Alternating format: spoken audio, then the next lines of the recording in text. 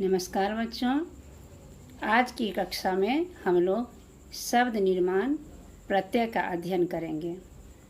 बच्चों, प्रत्यय उपसर्ग के ही भांति कार्य करता है। इसमें अंतर केवल इतना होता है कि यह मूल शब्द के पहले न जुड़कर बाद में जुड़ते हैं। इस प्रकार देखें प्रत्यय क्या है। जो शब्दांश किसी सार्थक शब्द के अंत में जुड़कर उनके अर्थ में परिवर्तन ला देते हैं वे प्रत्यय कहलाते हैं। फिर से सुने, वे शब्दांश जो किसी सार्थक शब्द के अंत में जुड़कर उनके अर्थ में परिवर्तन ला देते हैं वे प्रत्यय कहलाते हैं। अब हम इसे उदाहरण के सहायता से समझते हैं। हमने यहाँ दो शब्द लिए, चंचल और चंचलता। क्या आपको दोनों शब्दों में कोई अंतर लग रहा है? ध्यान से देखिए। पहला शब्द केवल चंचल है, परंतु दूसरा शब्द चंचलता। तो दूसरे शब्द में चंचल के साथ ता जुड़ा हुआ है।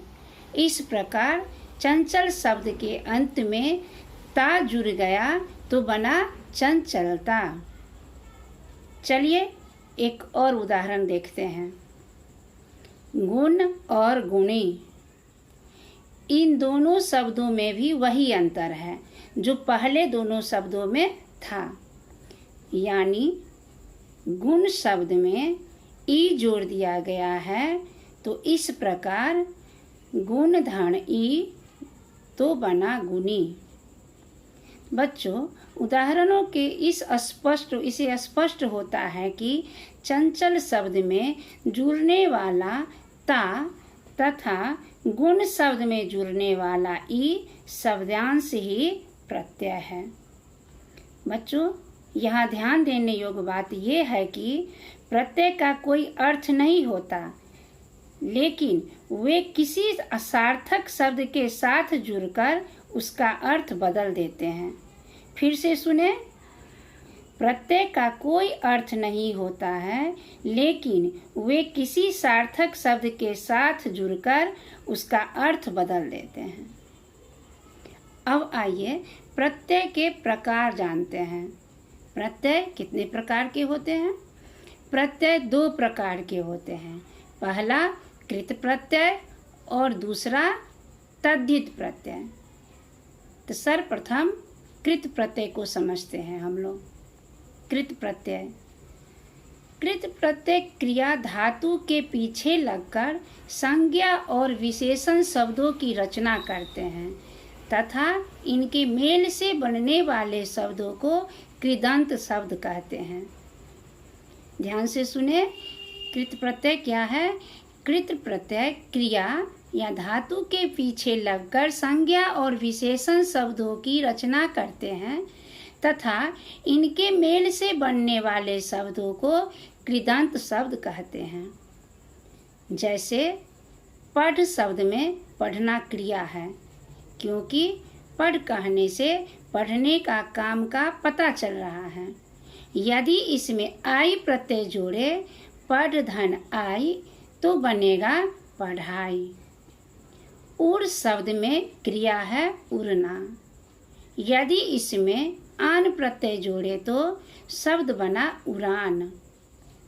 तो बच्चों, आई और आन कृत प्रत्यय है, क्योंकि ये क्रिया शब्दों पढ़ यानी पढ़ना तथा उड़ यानी उड़ना के साथ जोड़े गए हैं। अब समझ में आ गया होगा। अब हम लोग तद्धित प्रत्यय को समझते हैं। तद्धित प्रत्यय क्या है? तो बच्चों, वे प्रत्यय जो संज्ञा, सर्वनाम, विशेषण आदि शब्दों के पीछे लगकर नए शब्दों की रचना करते हैं, तद्धित प्रत्यय कहलाते हैं। जैसे लड़का संज्ञा शब्द है, इसमें पन प्रत्यय जोड़ा तो बना लड़क का धनपन, लड़कपन। लघु शब्द विशेषण है, इसमें ता प्रत्यय जोड़े तो बना लघु लघु, धनता, लघुता। तो बच्चों, लड़कपन तथा लघुता शब्दों में जुड़ने वाले पन तथा ता ही तद्धित प्रत्यय है, क्योंकि ये संज्ञा और विशेषण शब्दों के साथ जोड़े गए हैं। चले अब हम और कुछ उदाहरण के माध्यम से समझते हैं। जैसे ना प्रत्यय से बना शब्द, लिखना, पढ़ना, चलना, गाना, खाना। एक बात का ध्यान रहे, मूल शब्द सार्थक होना चाहिए। अक प्रत्यय से कौन कौन शब्द बनेगा? पाठ धन अक, पाठक। गाय धन अक, गायक। चाल धन अक, चालक।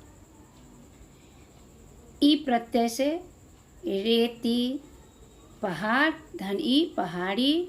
हंस धन ई, हंसी। बोल धन ई, बोली। अन प्रत्यय से पालन, लेखन, चलन, चुभन, जलन।